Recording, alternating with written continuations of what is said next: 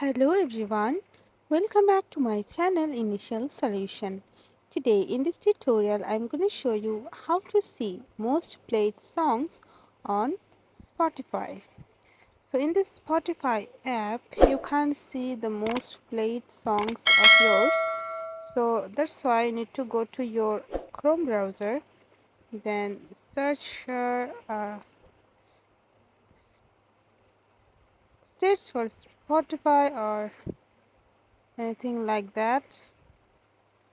Then go for this first link, then you can go for here top tracks, and you can see here all of your most played tracks.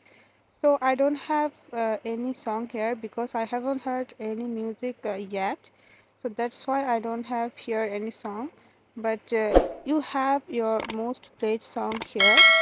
So in this way you can see the most played songs on Spotify.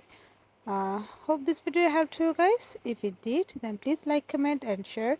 Subscribe to our channel and don't forget to hit the bell icon for more videos. Thank you.